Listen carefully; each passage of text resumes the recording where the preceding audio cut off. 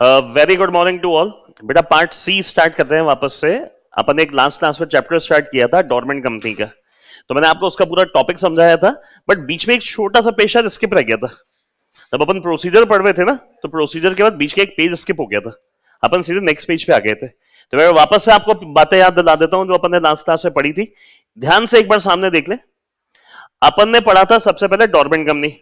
Dormant company कौन सी company होती है? जो इनएक्टिव कंपनी है, जो काम नहीं कर रही है, जो या तो कोई भी काम नहीं कर रही है। अगर वर्ड अच्छे से याद हो, एनी बिजनेस, एनी बिजनेस। नहीं तो पिछले 2 सालों से उसने फाइनेंशियल स्टेटमेंट और या and annual return, financial statement and annual return आखिरी 2 सालों से फाइल नहीं करे। और तीसरा पॉइंट क्या था? आखिरी 2 सालों से कोई सिग्निफिकेंट अकाउंटिंग ट्रांजैक्शन नहीं हुआ है। And what do you mean by significant accounting transaction? Any transaction other than these हमने नहीं करे। Any transactions other than these हमने नहीं करे। क्या थे वो 3-4 काम? रजिस्ट्रार को फीस के पेमेंट करना जो हमें बनता है करना, किसी एक्ट की रिक्वायरमेंट को पूरा करने के लिए कोई पेमेंट हमने करा है, शेयर्स अलॉट करे हैं, और चौथा ऑफिस एक्सपेंसेस, मेंटेनेंस एक्सपेंसेस। इनके अलावा अगर आप कोई भी खर्चा कर रहे हो ना, तो उसे सिग्निफिकेंट मानते हैं बट आपने करा ही नहीं। हम उसे सिग्निफिकेंट मानते हैं बट आपने करा ही नहीं है। फिर सवाल ये आता था कि हम डॉर्मेंट कंपनी का स्टेटस कैसे ले? या तो हम खुद ले सकते थे, नहीं तो आरओसी। सीओ मोटो कब होता था? जब इनमें से कोई भी काम होगा, जो अपन ने अभी पढ़ा है। आरओसी कब करता था? याद करो। आरओसी देता था नोटिस आपको। किस बात का नोटिस? देख भाई तू काम नहीं कर रहा, और साथ ही साथ क्या नहीं करा तूने पिछले 2 सालों से। बहुत बहुत बढ़िया। फाइनेंशियल स्टेटमेंट और एनुअल रिटर्न फाइल नहीं करी पिछले 2 सालों से। वहां पे एंड था, यहां पे और है। ये सिली मिस्टेक्स हैं जिनकी वजह से आपका एक एक नंबर लेस होता है।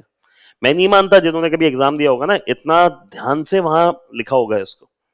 तो भैया आरओसी ने नोटिस दिया, आप जवाब दे दो, नहीं तो हम आपकी कंपनी का नाम क्या कर देंगे? डॉर्मेंट। यहीं तक हुआ। इसके बाद अपन ने और क्या देखा था? हाँ, अब सवाल ये है कि आज मैंने स्टेटस तो ले लिया डॉर्मेंट कंपनी का, प्रैक्टिकली कितने साल का मिलता है? 5 साल। अब आज 5 साल पूरे होने वाले हैं। क्या ऑप्शन है आपके पास? या तो काम चालू कर लो, नहीं तो अपनी कंपनी को स्ट्राइक ऑफ करवा लो। आपको याद होगा इंट्रो क्लास के अंदर मैंने बताया था, पहला level dormant, second strike off, और तीसरा आईबीसी। आई होप यहां तक सबको अच्छे से याद आ गया। याद आ गया सबको? चलो, बहुत बहुत ही बढ़िया, बहुत ही बढ़िया बात है। इसके बाद बेटा अपन ने सिंपल एक प्रोसीजर स्टार्ट किया था, और बीच में उस दिन भूख बड़ी लग रही थी तो एक पेज भी खा गए थे अपन। प्रोसीजर के 2 पॉइंट पढ़े, माइट भी मैं भी एडमिट करता हूँ, पेज स्किप हो गया, मैंने भी ध्यान नहीं दिया था। कोई कवर नहीं करनी है बातों को। अरे हाँ हाँ हाँ, ये स्किप हो गया यार, कोई बड़ी बात नहीं। सिंपल सा एक प्रोसीजर अपन ने देखा था कि अगर कंपनी अप्लाई कर रही है आरओसी में, then what is the procedure to obtain the status of a dormant company. अपन ने कसम खाई थी उस दिन, प्रोसीजर कभी भी आते हैं ना, प्रोसीजर कभी भी आते हैं तो पहला स्टेप हमेशा क्या होता है? बोर्ड मीटिंग बुलाओ। बोर्ड मीटिंग बुलाओ, उसमें क्या करना है? डे, डेट, टाइम फिक्स करो जीएम का, कि जनरल मीटिंग कब बुलानी है और वहां पे एसआर हमें कैसे पास करना है। प्रैक्टिकल एस्पेक्ट बता रहा हूं कि बोर्ड मीटिंग में सबसे पहले बोर्ड ऑफ डायरेक्टर अप्रूवल देते हैं। ये जैसे जैसे अपन आगे चलेंगे ना, आप देखोगे बोर्ड मीटिंग बुलाई, डायरेक्टर ने अप्रूवल दिया, फिर तारीख फिक्स करी। अब जीएम बुला के हमें क्या पास करना है? एसआर। बट उससे पहले एक काम करना है, अफेयर्स का स्टेटमेंट लेना है। Statement of affairs of the company. कौन देगा ये स्टेटमेंट? ऑडिटर देगा। और ये स्टेटमेंट हमें कहां रखना है? जीएम में। कौन सी जीएम में? जहां पे हम क्या पास करवाना चाह रहे हैं? ऐसा। यहां तक हो गया था, फिर बीच का पेज स्किप हो गया था, तो स्किप वाला पेज एक बार ध्यान से देख लो। ये रहा, हाँ ये रहा। उस दिन फ्लो में मेरे भी दिमाग से निकल गया और अपन सीधे अगले पेज पे आ गए। मुझे भी अटपटा तो लग रहा था। उसके बाद वो 3 पॉइंट कहां से आ गए प्रोसीजर में, देखिए। इसके बाद क्या कहानी बनी?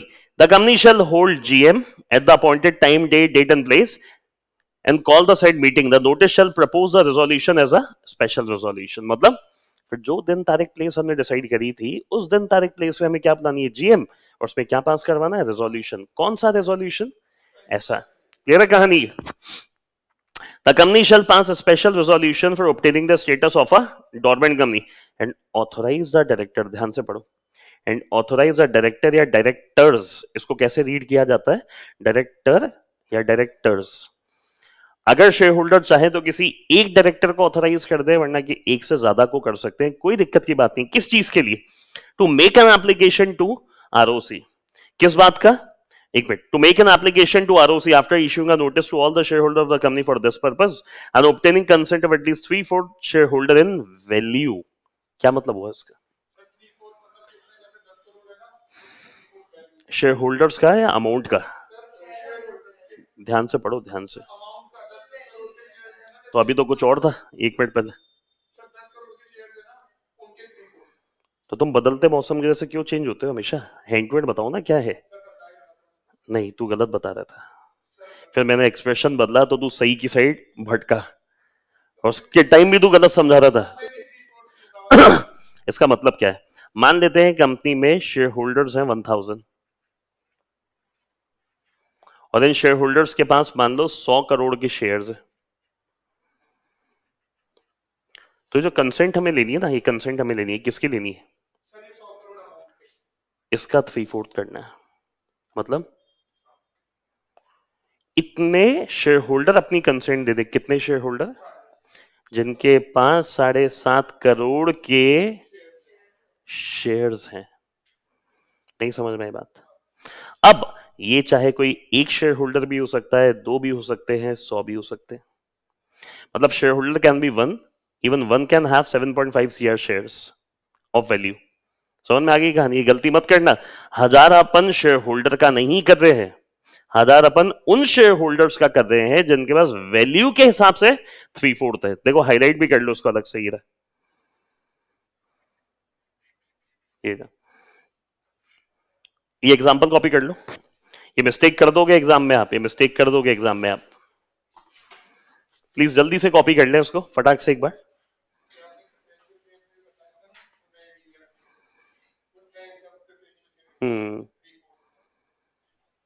कॉपी कर लो, कॉपी।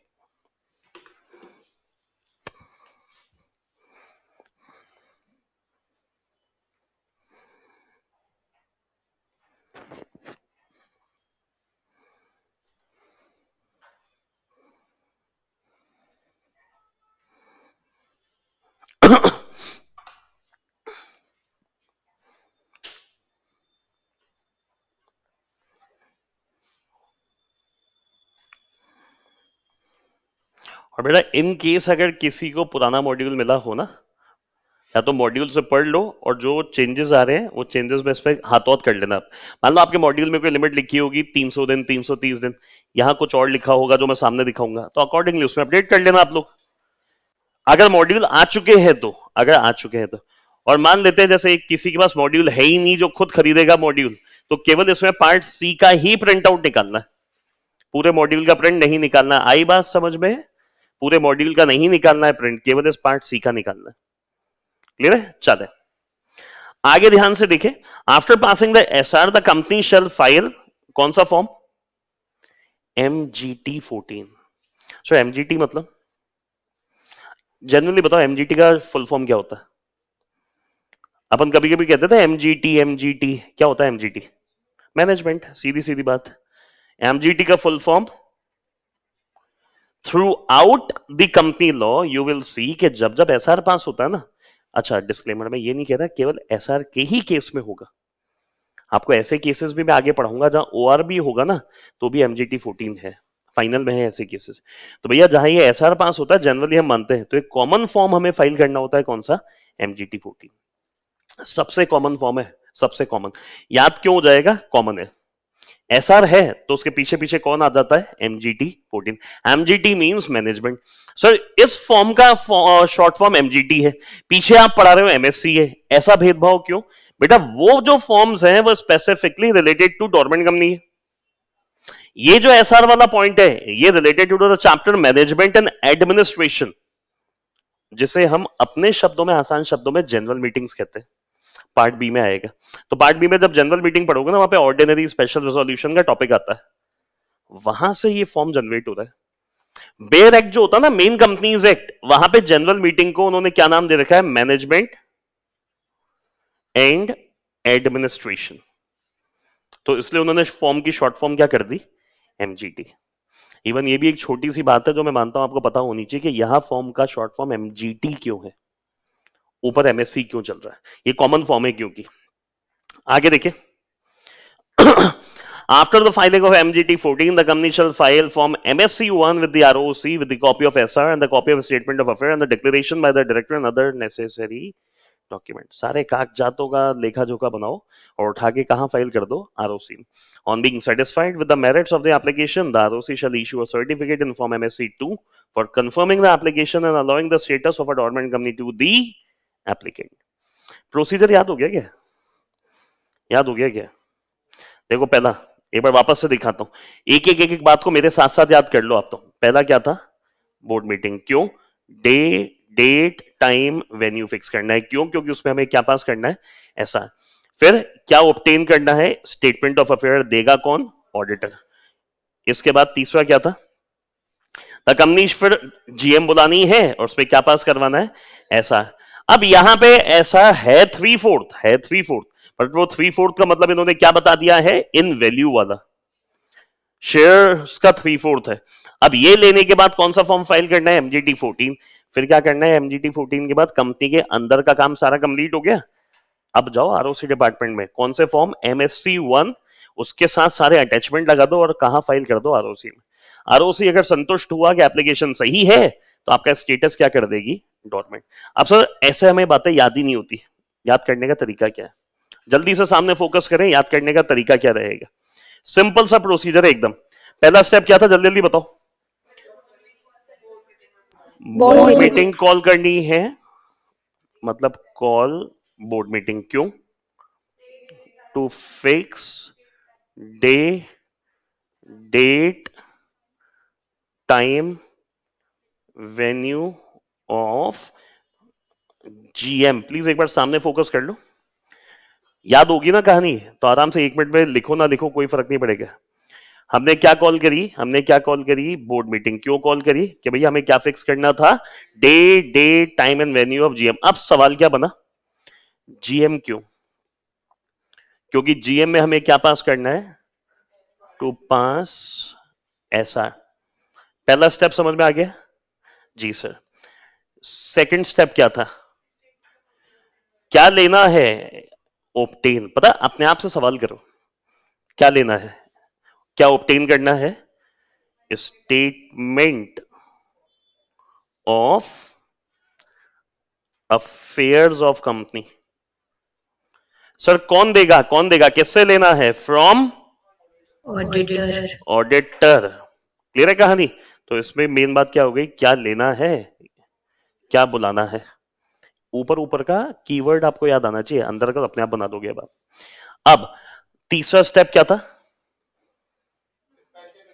अब क्या कॉल करी है हमने, कॉल जीएम। सर क्यों कॉल करनी है, टू पास ऐसा। अब सवाल क्या बना, इसका मतलब क्या है, 3/4 इन वैल्यू। एक मिनट, अप्रूवल। अब इसमें काम की बात क्या है, ये चीज समझ में आ गई। और इसके बाद फिर हम क्या कर रहे हैं, ऑथोराइज कर रहे हैं किसको, डायरेक्टर या डायरेक्टर्स। किसके लिए ऑथोराइज कर रहे हैं,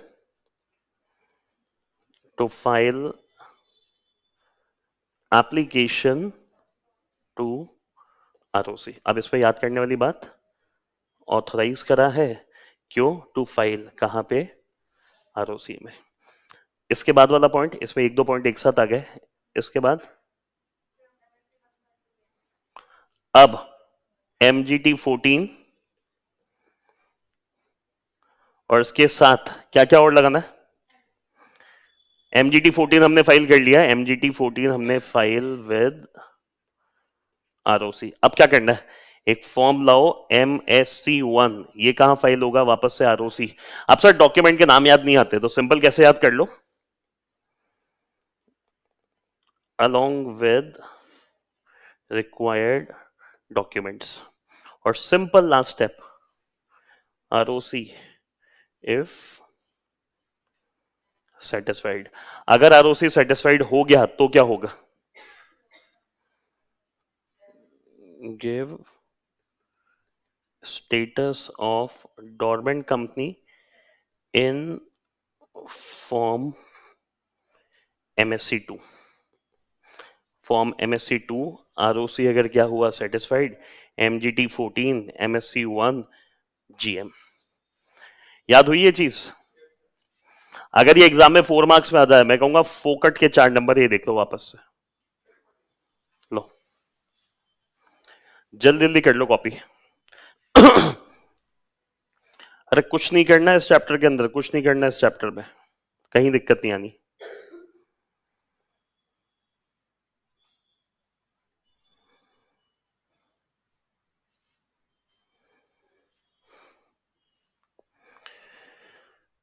and please try to make a habit कि ये जो समरी मैं बना रहा हूं ना, ऐसी समरी अपन भी सीखे कि बनानी कैसे।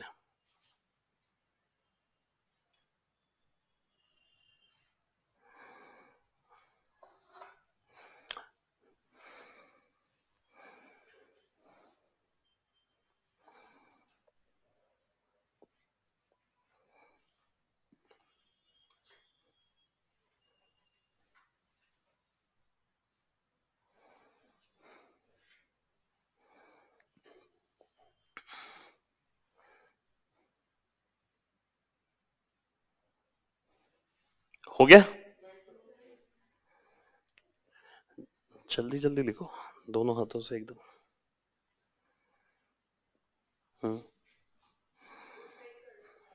उस साइड या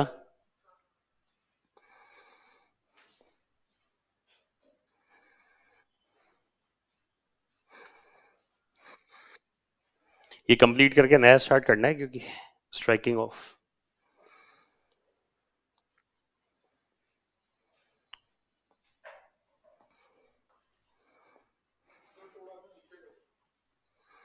अच्छा तू अभी तीसरे पॉइंट पे ही होगा, है ना? हाँ।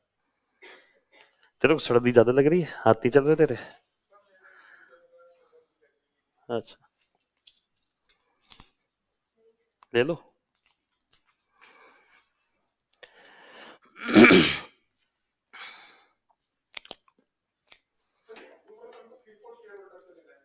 इन वैल्यू, इन वैल्यू।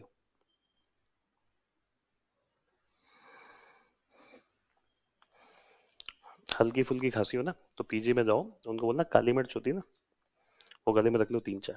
चबानी नहीं है, नहीं मजाक नहीं था, सीरियसली फैक्ट बता रहा हूँ आपको।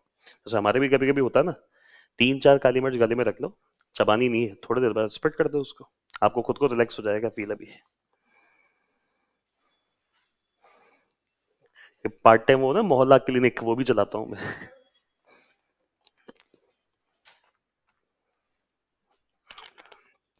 चल छोड़ दो, नहीं हुआ तो वीडियो अपलोड कर दूंगा ऐप पे, आराम से वहां से कॉपी कर लेना। तुम सब्सक्रिप्शन लेते हो तो कभी काम में ले लो, उसमें क्या है? और सब्सक्रिप्शन केवल नाम के लिए थोड़ी लिया, बस हमने ले लिया। इसमें 10 से 15 व्यू है जहां तक मुझे आइडिया, और 10 व्यू मैं मानता हूँ सफिशियंट होते हैं। इतने भी हम क्या अच्छे लगेंगे कि 10-10 15-15 बार देखे ही जाओगे।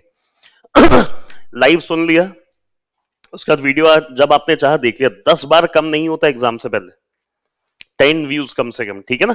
चलो जल्दी से आगे चलते हैं।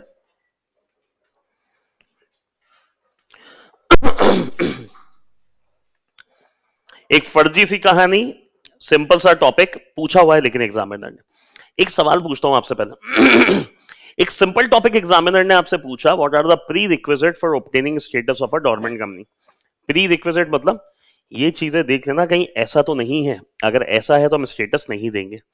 सवाल ये है, अगर वो डायरेक्टली आपसे प्री रिक्विजिट पूछता है तो सीधे ये समझाओगे या पहले डोरमेंट कंपनी समझाओगे? यहां तो तुम सब यही कहते, एग्जाम में नहीं करते। लेकिन अब मान लो, गारंटी है मेरी, अगर ये सवाल एग्जाम में आ गया ना, ज्यादातर बच्चे सीधे पॉइंट समझा के आते हैं। जनरली बताओ, यही करते नहीं करते एग्जाम में? अभी मैंने पूछा तो बड़ी स्मार्टली आंसर आ गया, नहीं सर पहले ये समझेंगे। अब ये नहीं समझाने की वजह से 5 मार्क्स का क्वेश्चन था, 1 मार्क्स आपका सीधे माइनस हो गया। नहीं समझे? आज मैं आपको किसी नई जगह लेके जाऊं, ले जाके छोड़ दूं बस, आप पहला सवाल क्या पूछोगे? पहला सवाल क्या पूछोगे? ये कौन सी जगह है, कहां है हम? नहीं समझे? हम जिस चीज के प्री रिक्विजिट समझाना चाह रहे हैं तो पहले वो चीज तो समझाओ। ये प्रैक्टिकल सी चीज होती है एग्जाम में 11th-12th में, जब फीचर्स या एडवांटेजेस आती थी ना 4 नंबर में, कभी भी सीधे फीचर नहीं समझाने होते थे, पहले टॉपिक समझाना होता था, जब फुल आते थे मार्क्स। तो बड़ी बेसिक्स हैं जो मेरे हिसाब से 11th-12th से क्लियर होने चाहिए, और बेटा अगर नहीं भी है ना, अब क्लियर कर लो। वहां 1-2 नंबर कम आ गए, फर्क नहीं पड़ा, 90 तो फिर भी आ गए, या 1 या 2 नंबर से एग्रीगेट साफ हो जाओगे आप लोग, और कुछ नहीं। चले जल्दी से। ROC shall not grant the status of a dormant company, ROC नहीं देगा इन पॉइंट्स में, in case if a company fall in these point, ROC आपको डोरमेंट कंपनी का स्टेटस नहीं देगा। पहला क्या है? आपके अगेंस्ट कोई इंस्पेक्शन, इंक्वायरी या इन्वेस्टिगेशन ऑर्डर करी हुई है अभी, नहीं समझे मेरी बात? किसी डिपार्टमेंट ने आपकी कंपनी के ऊपर इंस्पेक्शन, इंक्वायरी, इन्वेस्टिगेशन ऑर्डर करी है अभी, मतलब वो तो कह रहे हैं इंस्पेक्शन करो, कह रहे प्लीज हमें डोरमेंट कर दो। ऐसे डोरमेंट नहीं होता, ये काम होगा पहले। इस काम में अगर आपको क्लीन चिट मिल गई कि आपने कुछ गलत नहीं करा है, तो हो सकता है आपको दे दे, बट अभी तो ऑर्डर करा है, और ऑर्डर करते ही आप कह रहे हो कि हमें कौन सा स्टेटस दे दो, डोरमेंट। प्रैक्टिकल कॉमन सेंस भी लगाओगे ना तो समझ जाओगे ये क्यों नहीं हो सकता। Second, any prosecution has been initiated and pending, हमने इंक्वायरी करी, इंस्पेक्शन करी, इन्वेस्टिगेशन करी, उसकी वजह से आपके ऊपर क्या स्टार्ट हो रहा है? प्रोसिक्यूशन। प्रोसिक्यूशन मतलब कोई लीगल प्रोसीडिंग इनिशिएट भी हो गई है, और अभी क्या पड़ी है? सिंपल है, सिंपल। आपके ऊपर क्या चली? इंस्पेक्शन, इंक्वायरी, इन्वेस्टिगेशन, ऑर्डर हो गई है। अब वो ऑर्डर हुई, जब जांच पड़ताल हुई, तो ये डिसाइड हुआ कि आपके अगेंस्ट हम क्या स्टार्ट करेंगे? प्रोसिक्यूशन, और वो चालू भी हो गया, और क्या पड़ा हुआ है? पेंडिंग। पब्लिक डिपॉजिट्स जो है ना, वो अभी आउटस्टैंडिंग है, और कंपनी क्या है? In default. लोगों, पहले तो दिमाग लगाओ, लोगों का जब पैसा ले रखा है, पब्लिक डिपॉजिट ले रखे, पहले तो आपका काम चल रहा है, जब भी लोगों ने पैसा लगाया, और लगाया तो लगाया, उनके पैसे को चुकाने में आप क्या करके बैठे हुए अभी? डिफॉल्ट। सिंपल कह सकते हो, डिफॉल्टर कंपनी। मान लो किसी के दिमाग में डाउट आ जाए, सर कंपनी चल रही है, एक्टिव कंपनी, क्या एक्टिव कंपनी भी स्टेटस ले सकती है क्या डोरमेंट कंपनी का? याद करो कल ये बात बताई थी, याद करो ये बात बताई थी कल, क्या एक्टिव कंपनी भी स्टेटस ले सकती है डोरमेंट कंपनी का? हाँ या ना?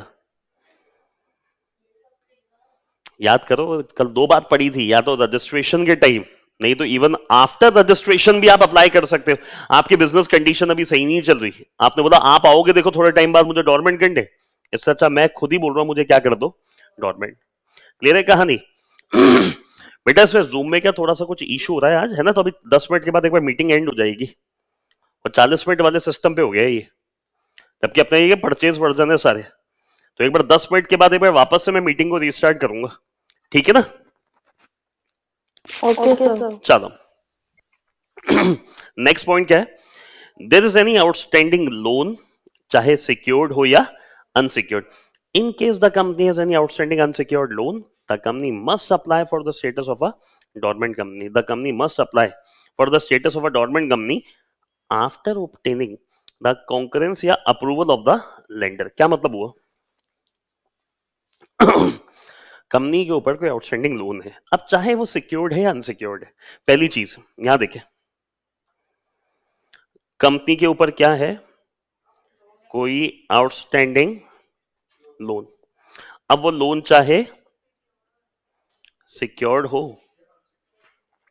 फर्क नहीं पड़ता इससे, बट अगर ऐसा है तो आपको पहले क्या लेना होगा? लेंडर से, अगर ये अप्रूवल दे देते हैं तो you can apply for dormant company status. Copy करो ये पॉइंट आप बाद में भूल जाओगे, वरना ये पॉइंट आप बाद में भूल जाओगे। कंपनी के ऊपर क्या है? सिक्योर्ड अनसिक्योर्ड लोन है, कोई सा भी हो कोई फर्क नहीं पड़ता। लेंडर मतलब जिसने पैसा दिया है उनसे अप्रूवल ले लो। अगर वो अप्रूवल दे देते हैं then apply for dormant company status.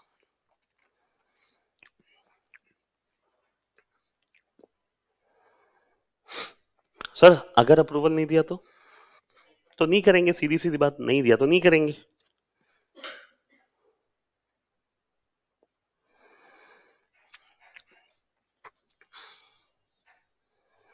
हो गया, चौथा पॉइंट है ये। चलो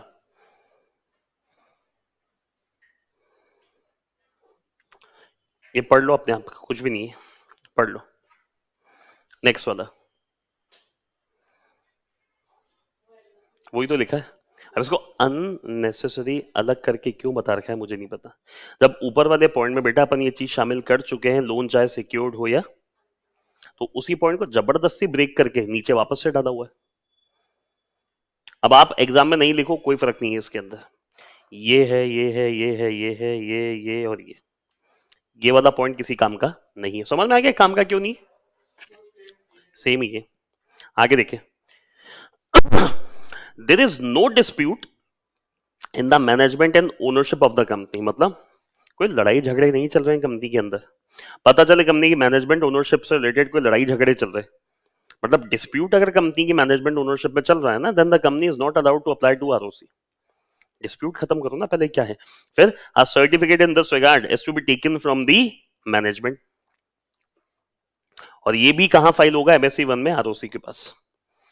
हम मैनेजमेंट से, एमडी से, चेयरमैन से एक स्टेटमेंट ले रहे हैं, देख भैया तेरे साथ कोई कंपनी में डिस्प्यूट नहीं चल रहे हैं किसी के, इस बात का सर्टिफिकेट भी हमें दो। सर्टिफिकेट मतलब लिख के दो हमें, ऐसा नहीं है। सर अगर मान लो कोई डिस्प्यूट चल रहे हो तो क्या होगा, तो नहीं अप्लाई करना, आरओसी आपकी एप्लीकेशन एक्सेप्ट ही नहीं करेगा।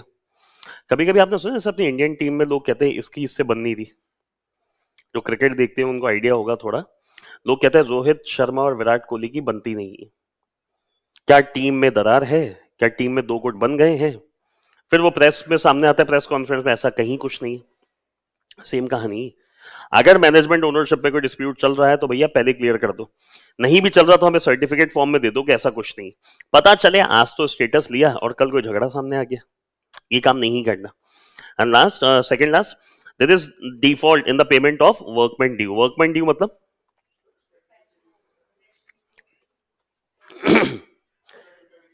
नहीं, वर्कमैन होता है वो जो छोटी लेबर नहीं होती, जैसा दिहाड़ी वाली लेबर नहीं होती जो काम करने आती है, उस लेबर की बात हो रही है। उनका कोई पैसा चुकाने में आपकी गलती नहीं चल रही है। एम्प्लॉय भी आपको बताओ दो तरीके के होते हैं, डायरेक्ट होते हैं, इनडायरेक्ट होते हैं।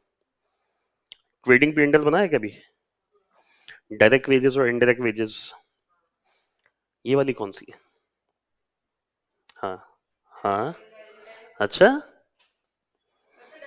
अरे ओके, ये वर्कमैन ड्यू है। वर्कमैन ड्यू मतलब जनरली माना जाता है ये डायरेक्ट वेजेस होती है,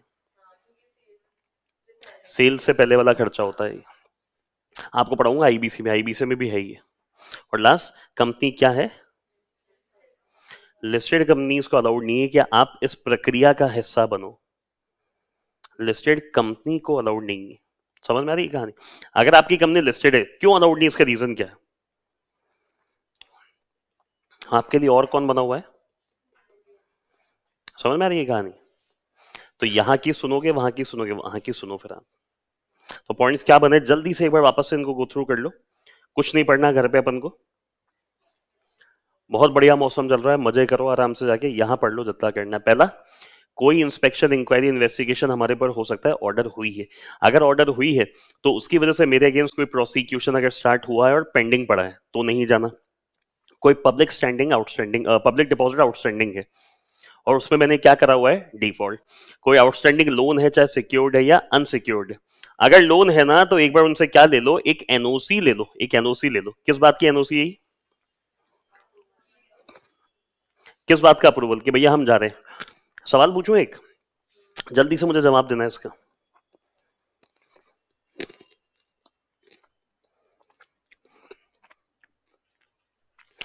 सिक्योर्ड लोन है 100 करोड़ का,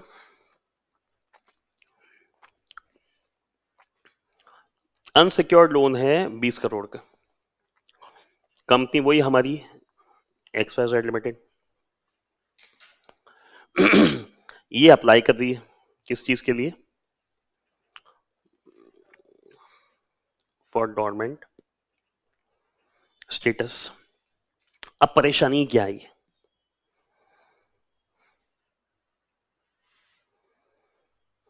अनसिक्योर्ड भी है लोन और सिक्योर्ड भी है। अब प्रॉब्लम की बात यह है, इन लोगों ने तो अप्रूवल दे दिया, बट ये लोग अप्रूवल नहीं दे रहे। क्या इनको डॉर्मेंट स्टेटस मिलेगा या नहीं मिलेगा? सोच के बताओ। ये केस स्टडी हो गई, मान लो एग्जाम में क्वेश्चन ऐसे ही आते हैं।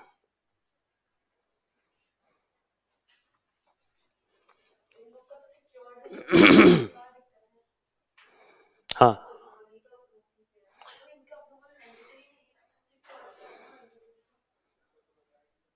मैं क्या बताऊंगा, तुमने पढ़ा नहीं है क्या? नहीं मिलेगा। हाँ, नहीं मिलेगा। हो गए 2 सेकेंड। हाँ, हाँ, तो कौन क्यों किसने बोल दिया आपको लिस्टेड? जब तक लिस्टेड ना लिखा हो तब तक नहीं होती लिस्टेड। हाँ, UB builders, unique builders listed है क्या? नहीं। हाँ, बेटा जल्दी से। अच्छा, तुमसे पूछूंगा ऑनलाइन वाले तो ही तो बताओगे मिलेगा नहीं मिलेगा। नहीं अंकिता, प्रिया, भव्या, काजल, कनिष्का, रौनक, जल्दी से जवाब दे दो। नहीं मिलेगा सर। नहीं मिलेगा। नहीं मिलेगा। नहीं। नहीं। अचानक से हो सकता है मीटिंग बीच में बंद हो जाए, फिर ब्रेक के बाद 1 मिनट के ब्रेक के बाद इसका आंसर भी दूंगा। मिलेगा। कनिष्का कह रही है मिलेगा। कनिष्का का आंसर आ गया। काजल ने नो बोला है, अंकिता ने नो, रौनक ने नो। बाकी जय माता दी। अच्छा, आपका भी मिलेगा है?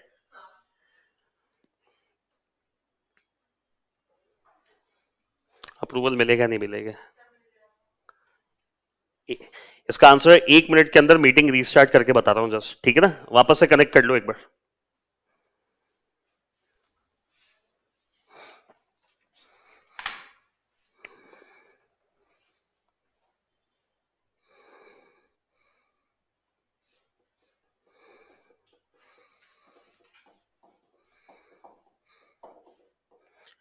एक मिनट बस, है ना?